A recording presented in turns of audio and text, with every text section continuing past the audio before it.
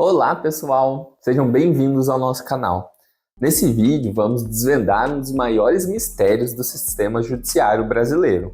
Afinal, por que o processo judicial demora tanto? Prepare-se para descobrir os segredos por trás dessa demora e aprender o que isso impacta na vida das pessoas, especialmente daquelas pessoas que estão participando ali diretamente do processo, que pode ser o seu caso. Eu te garanto que você não vai sair desse vídeo sem entender de uma vez por todas como que funciona o passo a passo ali de um processo judicial.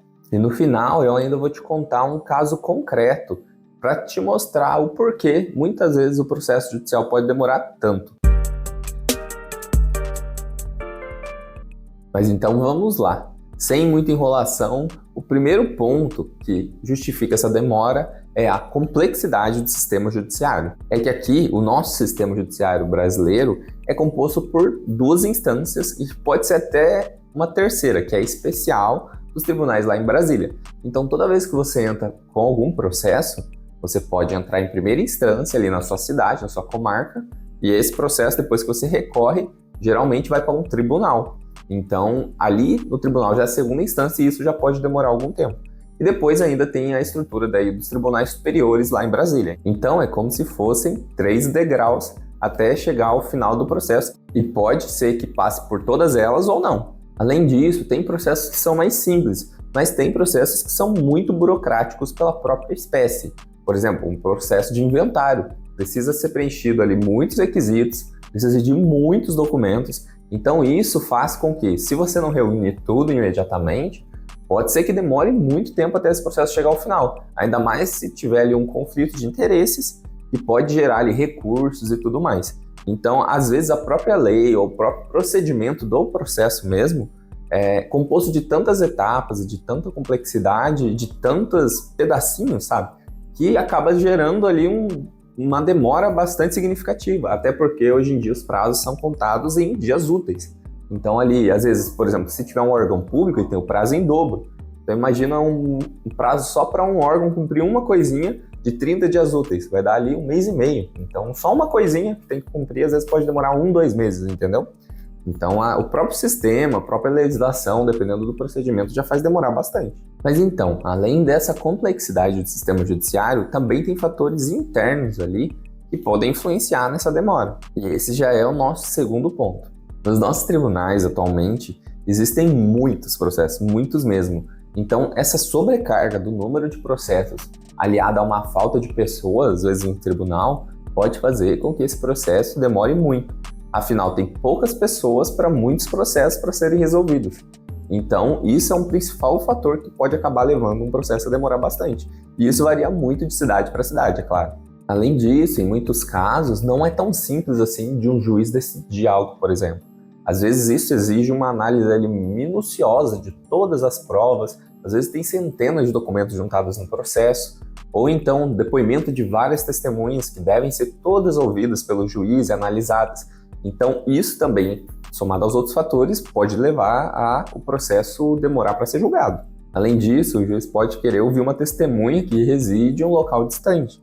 Então ele vai ter que expedir uma carta precatória, aposto que você já ouviu esse nome, para que essa testemunha que mora lá longe seja ouvida pelo juiz de lá. Hoje em dia, com os meios digitais, muitos juízes já acabam optando por ouvir a testemunha por videochamada mesmo.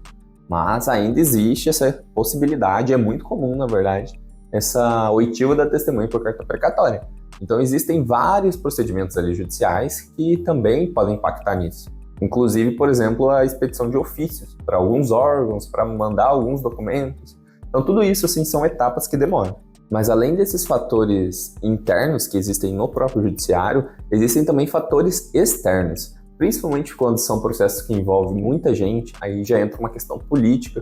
Por exemplo, tem vários processos do STF que estão parados há anos. Certamente por uma questão política envolvida, porque aquele processo vai ter um reflexo muito grande na sociedade e isso acaba impactando de forma política também. Então tem várias coisinhas externas também que podem impactar de uma forma geral e fazer isso ficar parado. Mas não é só isso, não é só a questão política que pode interferir nisso.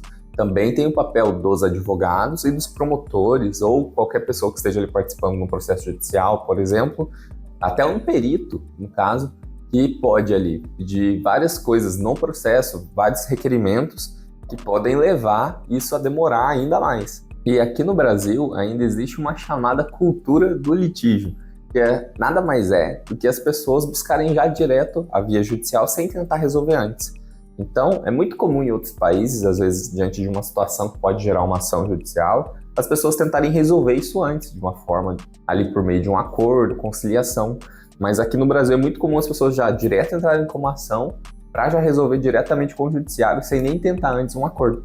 Então isso acaba sobrecarregando o judiciário, que leva lá naquela primeira hipótese que a gente estava falando. Mas então, diante de todas essas situações que fazem um processo demorar tanto, o que pode ser feito para melhorar, então, e fazer esses processos andarem mais rápido ou reduzir esse número de processos? O primeiro deles é isso que eu mencionei, que é ali a conciliação, ou até uma mediação, que é tentar resolver esses processos de uma forma amigável ou ali já antes de ingressar judicialmente. Até mesmo judicialmente, já logo fazer um acordo, porque assim já resolveria todo o processo ali já no começo. Também tem a questão da informatização do processo. Isso já vem acontecendo há alguns anos, de uns 10 anos para cá, quase todos os processos foram sendo informatizados e digitalizados. Então, hoje em dia, quase não existe mais processo físico. Afinal, todos já foram sendo transformados em processos eletrônicos, que facilita muito o andamento. Afinal, antigamente, o advogado tinha que ir lá buscar um processo, daí ele ficava alguns dias com o processo, fazia a sua manifestação, juntava ali no processo físico, levava de volta para o fórum, só para depois o juiz analisar ou mandar para outra parte. Isso, quando são duas partes, até que era rápido. Agora imagina num processo que tinha ali 10 partes envolvidas. Se cada um deles fosse pegar o processo, quanto tempo isso não ia demorar? Então, tinha muitas situações que fazia o processo ficar uma pilha enorme de papel, além de demorar muito tempo para terminar, afinal tinha todos esses trâmites. A informatização, portanto, é uma solução que já vem sendo implementada e está cada vez mais, afinal até as audiências, os julgamentos agora estão sendo de modo virtual. E até a questão da oitiva de testemunhas, que eu falei que acontecia por carta precatória, porque moram longe, hoje em dia acontece por meio eletrônico também. Então isso ajuda a acelerar muito o processo. E uma última solução talvez seja ali uma reestruturação do pessoal que trabalha ali no judiciário, porque muitas vezes as pessoas são distribuídas de uma forma que não otimiza o trabalho. E isso acaba por prejudicar o resultado final do processo, chegar ao final de uma forma mais rápida, mais célere e melhor analisada. Então, isso também é uma questão que depende dos tribunais. Claro, cada tribunal tem sua estrutura, funciona de uma forma, alguns funcionam muito rápido, outros funcionam de uma forma mais lenta, até em cidades diferentes isso já pode variar, mas isso é uma coisa que pode ser melhorada também e pode levar esses processos a tramitarem mais rápido. Mas só para que você entenda como um processo judicial pode demorar tanto, como eu tinha prometido no início, eu vou te dar um exemplo concreto do que aconteceu em um caso para que você veja como isso pode acontecer e como pode afetar de fato aquela pessoa ali que está sendo representada no processo judicial. A gente entrou com uma ação trabalhista para um dos nossos clientes pedindo ali o pagamento de umas diferenças das verbas rescisórias, do acerto dele de quando ele saiu da empresa. Afinal, foi pago ali totalmente de forma incompleta, além de eventuais indenizações que era devida a ele.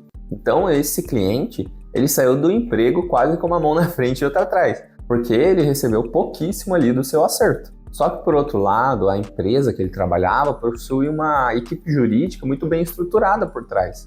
E eles apresentaram ali uma defesa muito bem elaborada, só que com diversos pedidos e com várias coisas para protelar o processo para que ele demorasse. Eles apresentaram ali pedidos de prazo para apresentação de documentos, expedição de ofícios para alguns órgãos para que eles apresentassem documentos, pediram a elaboração de perícia por causa de um pedido, além de terem pedido também essa expedição de uma carta precatória para outra cidade para ouvir uma testemunha. E depois de tudo isso ainda, de ter demorado tanto, meses, nesse processo só enrolando por causa desses pontos, ainda depois que o processo foi julgado, foram apresentados diversos recursos no processo para enrolar o máximo possível e não ter ali um resultado final do julgamento. Ou seja, eles utilizaram de várias estratégias legais permitidas por lei para atrasar esse processo. Além disso, na vara do trabalho onde esse processo estava tramitando, eles têm um número muito grande de processos e poucas pessoas trabalhando lá.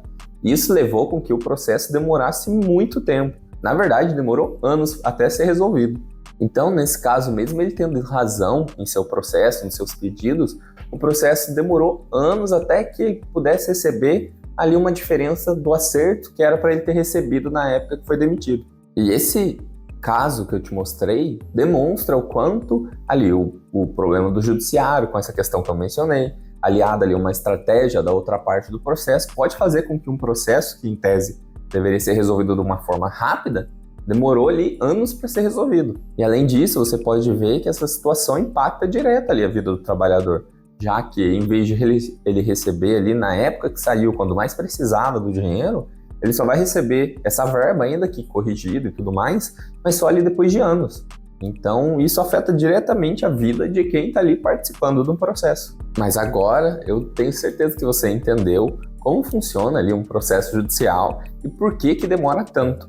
Afinal, são vários fatores que contribuem para isso. Tem ali a complexidade do sistema judiciário, tem os fatores internos ali do próprio tribunal, tem aí a questão externa, que pode ser envolvendo os advogados, ou as partes, ou pedidos aleatórios no processo. E é por isso que a gente vê hoje tanto o judiciário, especialmente, por exemplo, nas áreas trabalhistas, o pessoal incentivando a ter uma conciliação, para ter um acordo.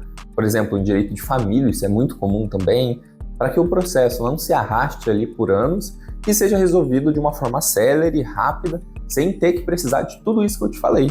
Essa é a melhor solução, afinal resolveria logo o seu problema.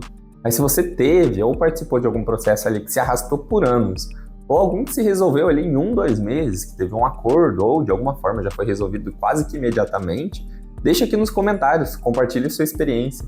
Vamos ver aqui nos comentários como nossos inscritos têm participado dos processos e quanto tempo isso demorou para ser resolvido. E se você gostou desse vídeo, já se inscreva aqui no nosso canal. A gente posta vídeo toda semana explicando de forma simples e descomplicada os seus direitos. Também já deixa aqui o seu like, ativa o sininho. Assim, tudo que a gente postar aqui você já vai ficar sabendo.